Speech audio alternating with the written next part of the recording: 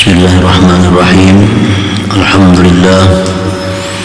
Alhamdulillahilladzi an'ama qulubal 'arifin bil farahi was surur lamma syahaduhu bil 'ayani wal hudur. Asyhadu an la ilaha illallah wahdahu la syarika lahu rabbul ghafur. Wa asyhadu anna sayyidana maulana Muhammadan 'abduhu wa rasuluhul mansur. Allahumma salli wa sallim wa barik ala sayyidina maulana Muhammadin syifa'is sudur wa ala alihi wa sahbihi wa dhurriyyatihi wa atba'ihi ila yaumin nusyur. Amma ba'd. Yang kita muliakan, kita cintai para habaib dan para ulama, muhibbin, hadirin hadirat rahimakumullah. Puji syukur yang setinggi-tingginya kita haturkan kehadirat Allah Subhanahu wa ta'ala, yang mana pada malam ini kita kembali dikumpulkan oleh Allah Subhanahu wa ta'ala di majlis yang penuh berkah dan rahmat ini. Salawat dan salam atas junjungan kita Nabi besar Muhammad sallallahu alaihi wasallam dan seluruh keluarga, sahabat, zuriyat dan pengikut beliau sampai hari akhir. Para muhibbin rahimakumullah, al-hikmatur rabi'atu wal 20 ba'da al-mi'ati tsaniyah min al-hikamil 'ataiyah. Qala al-imam Ahmad ibnu Athaillah as-Sakandari rahimahullah, nafa'ana bi ulumihi wa asrarihi. Hikmah yang ke-224 dari Al-Hikamil Athaiyah, berkata Imam Ahmad ibnu Athaillah as-Sakandari rahimahullah, nafa'ana bi'ulumi wa asrari. Ma tajiduhul qulubu minal humum wal ahzan pali ajli ma muni'at min wujudil ayan. Artinya, sesuatu yang mendapati akan sesuatu itu oleh hati daripada kerisauan dan kesedihan, maka itu dikarenakan dicegahnya itu hati daripada adanya musyahadah kepada Allah Subhanahu wa ta'ala.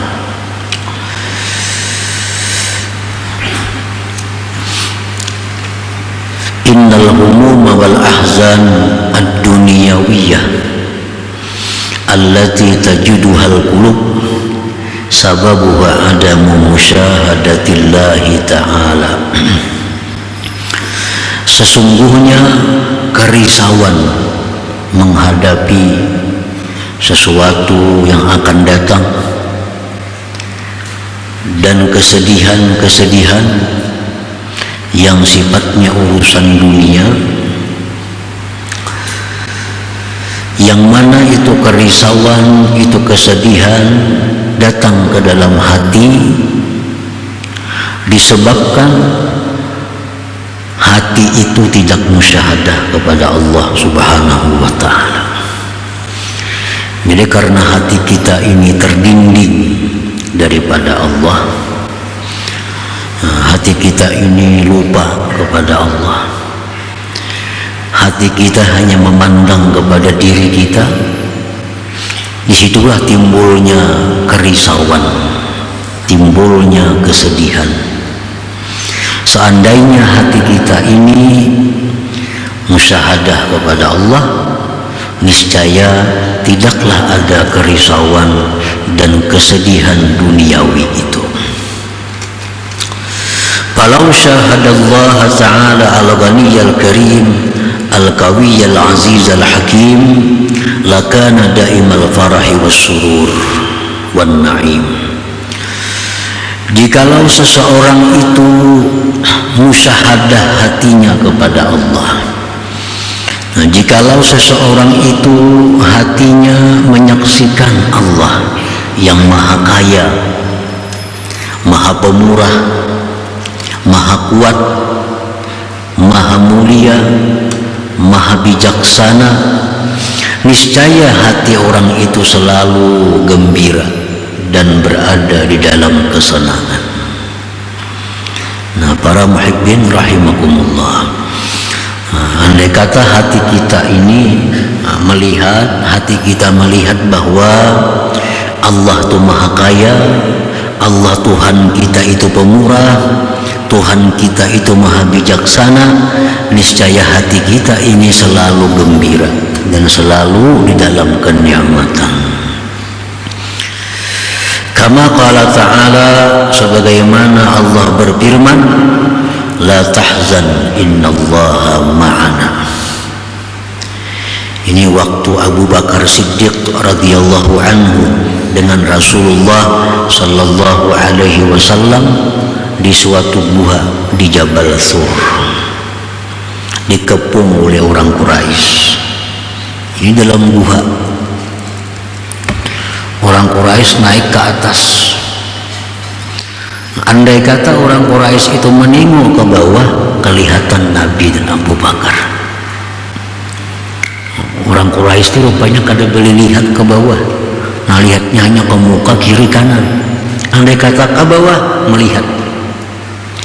Nah di situ Abu Bakar radhiyallahu anhu risau.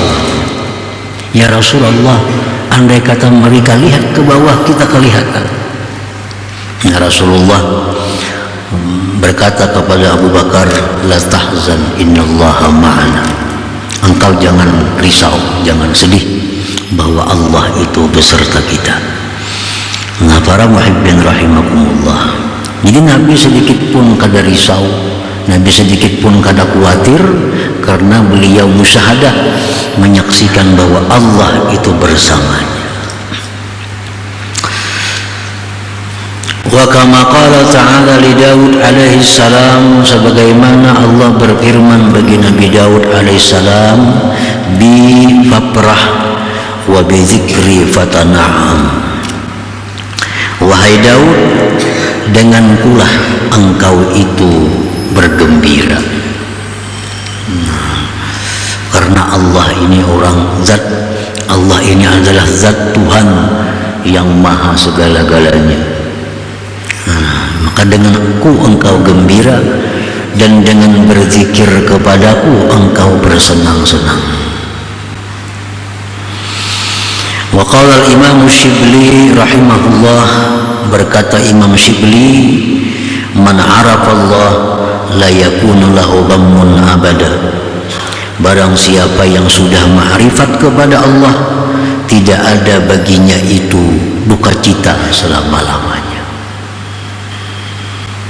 Wakila, dan dikatakan orang, man kana nazaruhu ila mahbubih wa musyahidan li jamalih lam yabqa lahu hammun wala gham. Orang yang pandangannya itu kepada orang yang dicintainya, menyaksikan keelokannya, tidaklah tinggal baginya kerisauan dan kesedihan itu. Nah para muhibbin rahimakumullah, jadi ada beberapa poin yang kita garis bawahi di dalam hikmah ini. Yang pertama, bahwa kita risau, kita khawatir menghadapi masa depan, itu sebabnya adalah kita terdinding daripada Allah Subhanahu wa ta'ala. Sebabnya adalah kita belum menjadikan Allah itu sebagai zat yang dicintai. Nah, andai kata kita menjadikan Allah itu zat yang dicintai, nah kita bisa menyaksikan zat yang dicintai itu dengan hati kita, niscaya hilanglah kerisauan, hilanglah kesedihan yang ada di dalam hati kita itu. Nah, al-arif billah al-musyahidu rabbah alima anna ma qadallahu alaihi la yakhlu an hikmatin wa khairin yarji'u ilaihi. Orang yang ma'rifat dengan Allah, yang menyaksikan hatinya kepada Tuhan, dia mengetahui bahwa sesuatu yang ditetapkan Allah, ditakdirkan Allah atasnya, tidak sunyi, tidak kosong daripada hikmah dan kebaikan yang kembali kepadanya.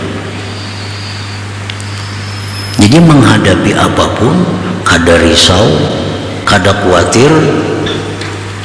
Nah, karena apa? Karena ia meyakini bahwasanya yang ditetapkan oleh Allah, yang ditakdirkan oleh Allah itu pasti ada kebaikan di dalamnya yang kembali kepada kita itu. Bal yarda bihi, bahkan dia ridha dengan apa yang ditentukan oleh Allah Subhanahu wa ta'ala. Nah, itulah orang yang ma'rifat dengan Allah, orang yang sudah menyaksikan mata hatinya kepada Tuhannya. Apapun yang dihadapinya tidak ada kerisauan, tidak ada ketakutan, tidak ada kesedihan, karena apa yang ditentukan oleh Allah kepada dirinya pasti di dalamnya mengandung kebaikan, mengandung hikmah yang kembali kepada dirinya. Nah, para muhibbin rahimakumullah, Imam Al-Ghazali mengatakan, kalau kita sudah ridha dengan apa yang ditetapkan oleh Allah, nah, apakah boleh kita berdoa kepada Allah? Beliau mengatakan, ad-du'a la yunaqidur ridha. Nah, doa itu tidak bertolak belakang dengan ridha. Orang yang berdoa kepada Allah bukan berarti dia tidak ridha dengan apa yang ditetapkan oleh Allah. Ad-du'a la yunaqidur ridha, doa itu tidak bertentangan dengan ridha. Iza da'a bi adabi, bila mana dia berdoa dengan adabnya doa itu. Li'annahu amrun ta'abbudiyun amaranallahu bih, karena doa itu adalah perkara ibadah yang disuruh kita oleh Allah dengannya, sebagaimana Allah berfirman, udah Allah, berdoalah kepada Allah Subhanahu wa ta'ala. Nah, jadi kita menghadapi sesuatu yang sulit, dan itu merupakan ketetapan Allah kepada kita, kita wajib ridha. Bukan berarti kita kada boleh berdoa, bahkan disuruh oleh Allah Subhanahu wa ta'ala kita berdoa dengan adabnya, dengan tata caranya berdoa itu. Jadi doa itu disuruh oleh Allah. Nah, di antara adab-adab doa yang perlu kita perhatikan adalah bahwa kita minta kepada Allah itu sesuatu yang pasti baik untuk kita. Nah, kita minta kepada Allah dalam doa itu sesuatu yang pasti baik dengan kita. Apa yang pasti baik dengan kita? Kuat iman, kuat keyakinan, minta supaya dibaikkan akhlak, ini pasti baik. Minta supaya mati husnul khatimah, pasti baik. Minta diberikan zuriat yang saleh dan salihah, pasti baik. Minta supaya mati masuk surga, pasti baik. Nah, jadi yang kita minta kepada Allah itu sesuatu yang pasti membawa kebaikan dengan kita. Nah, apabila yang kita minta itu belum tentu baik dengan kita, belum tentu baik dengan kita, maka mintalah sesuatu itu digantungkan dengan baik, digantungkan dengan baik. Nah, yang belum tentu baik itu apa contohnya? Kaya. Kita ini hidup dalam kemiskinan, kalau kita hendak minta kaya belum tentu baik untuk kita. Nah, bila kita minta kaya kepada Allah, maka gantungkan dengan baik. Artinya, ya Allah, luaskan rezeki hamba jika itu membawa baik untuk hamba. Nah, itu adab doa. Karena kaya itu belum tentu baik. Jadi mintalah kepada Allah kaya jika itu baik untuk hamba. Panjang umur belum tentu baik untuk kita. Nah, bila kita minta panjang umur, tambah ya Allah panjangkan umur hamba jika itu baik untuk hamba. Sihat belum tentu baik. Sihat itu belum tentu baik. Karena banyak orang yang sakit justru lebih baik hubungannya dengan Allah ketimbang dia sihat. Nah, bila minta sihat kepada Allah, gantungkan jika sihat itu baik untuk hamba. Nah, itu adab berdoa. Bila kita berdoa kepada Allah dengan adab-adabnya, doa itu kadang bertentangan dengan ridhanya kita kepada yang sudah diputuskan oleh Allah Subhanahu wa ta'ala. Jadi para muhibbin rahimakumullah, nah, orang yang arif dengan Allah, yang menyaksikan hatinya kepada Tuhan, dia mengetahui bahwa yang ditetapkan Allah atasnya itu tidak kosong, tidak sunyi dari kebaikan yang kembali kepada dirinya. Oleh karena itu dia ridha dengan semuanya itu. Jadi doa tidak bertentangan dengan ridha. Kenapa kita berdoa disuruh Tuhan? Nyakanya Tuhan kadang berikan berdoa, aku kadang berdoa. Ini orang miskin, orang sakit, ditentukan oleh Allah. Dia ridha dengan apa yang ditentukan oleh Tuhan. Tapi karena Tuhan menyuruh berdoa, ya berdoa. Andai kata Tuhan melarang berdoa, ya kada berdoa. Nah, itu kada bertentangan dengan ridha, dengan ridha. Wa kadzalika tadawi, demikian pula berubat. Nah, berubat itu kada bertentangan dengan ridha. Iza tadawa bi adabih, bila dia berubat dengan adabnya berubat. Kita berubat tidak bertentangan dengan ridha kepada yang ditakdirkan oleh Allah, asal berubat itu dengan adab tata berubat. Apa adabnya orang berubat itu? Yang pertama, imtitsalu amrillah, menjunjung perintah Tuhan. Rasulullah SAW bersabda, tadawau ibadallah, berubatlah kamu wahai hamba Allah. Nah, dia berubat itu pertama tujuannya disuruh oleh Tuhan. Bukan aku kada ridha dengan penyakit yang diberi Tuhan, ridha, tapi Tuhan nyuruh berdoa, ya berdoa. Pertama itu. Yang kedua, adabnya berubat itu i'tiqad yang bulat di dalam hati bahwa yang menyembuhkan itu hanya Allah Subhanahu wa ta'ala. Nah, itu penting. Orang berubat itu i'tiqad dalam hati yang menyembuhkan itu hanya Allah Subhanahu wa ta'ala. Yang ketiga, at-tadawi bima ahallallah, berubat itu dengan cara yang dihalalkan oleh Allah, dengan obat yang dihalalkan oleh Allah Subhanahu wa ta'ala. Kalau obat-obatan sudah menyimpang dari jalan Allah, maka tidak perlu berubat. Itu marahnya kada ridha dengan takdir Allah, karena cara berubatnya bertentangan dengan hukum Allah Subhanahu wa ta'ala. Asal obat itu obat yang dihalalkan, obat yang dibolehkan.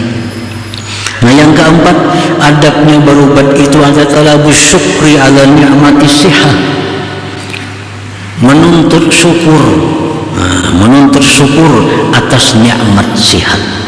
Nah, kalau kita sakit ini kita kadang-kadang mensyukuri nikmat sihat. Aku hendak dapat nikmat sihat, syukur nikmat sihat itu. Nah, oleh karena itu berubat. Nah, asalkan kita berubat dengan tata cara yang demikian, itu kada bertentangan dengan ridha terhadap apa yang ditentukan oleh Allah Subhanahu wa ta'ala tadi. Jadi berubat pertama menjunjung perintah Allah. Walaupun Allah yang menentukan, menakdirkan sakit, tapi Allah nyuruh berubat, ya berubat. Yang kedua, i'tikad dalam hati bahwa yang menyembuhkan itu mutlak hanya Allah Subhanahu wa ta'ala. Yang ketiga, berobat dengan obat yang dihalalkan dalam agama. Yang keempat, berobat itu tujuannya adalah untuk mendapatkan syukur atas nikmat sihat. Nah, kita garing kada kau mensyukuri nikmat sihat, kada kau mensyukuri nikmat sihat. Nah, para muhibbin rahimakumullah, wa kadzalikal buka, demikian pula menangis. Menangis itu bukan berarti kada ridha dengan yang ditetapkan oleh Allah Subhanahu wa ta'ala. Dapat musibah, dapat bala, kalau kita menangis berarti kita kada ridha lawan itulah, bukan kada ridha. Antara tangis dengan ridha itu kada ada sangkut paut. Bila menangis kada ridha, bila ridha kada menangis, kada macam itu. Ridha itu urusan hati, tangis itu urusan zahir. Lianna an-nabiy sallallahu alaihi wasallam yabki hina ukhtudira waladuhu Ibrahim wa huwa bi a'la maqamatin min ar-ridha. Karena Nabi sallallahu alaihi wasallam beliau menangis ketika putra beliau Ibrahim dalam sakaratul maut. Ibrahim anak Nabi sakit dalam sakaratul maut, Nabi kita titikan banyu mata, menangis. Padahal Nabi ini orang yang paling tinggi kedudukannya, ridha kepada Allah Subhanahu wa ta'ala. Nah, jadi tangisan itu kada bertentangan dengan ridha terhadap apa yang ditentukan oleh Allah Subhanahu wa ta'ala. Nah, para muhibbin rahimakumullah, jadi kesimpulan daripada hikmah yang 224 ini, hati kita yang sedih, hati kita yang risau, hati kita yang khawatir terhadap perkara-perkara duniawi, itu sebabnya kita kada ma'rifat dengan Allah. Andai kata kita ma'rifat dengan Allah, bahwa yang diputuskan oleh Allah itu pasti kebaikan untuk kita, maka hati kita akan selalu dalam keadaan ridha, dalam keadaan senang dan gembira. Kita yakin bahwa yang diputuskan oleh Allah untuk kita pasti kebaikan dalamnya untuk kita, pasti ada hikmah yang kembali kepada kita. Nah, itulah yang menyebabkan orang yang ma'rifat dengan Allah itu dalam kegembiraan hati mereka itu, dalam kesenangan hati mereka, karena meyakini bahwa Tuhan melakukan dengan demikian tadi. Nah, kemudian hikmah yang ke-225 insyaallah. Ila hadratin Nabi sallallahu alaihi wasallam, al-Fatihah. Rahmanir-Rahim, iyyaka na'budu wa iyyaka nasta'in, ihdinas mustaqim. Ya Allah biha, ya Allah biha, ya Allah husnul khatimah, ya Allah biha, Allah biha, ya Allah husnul khatimah.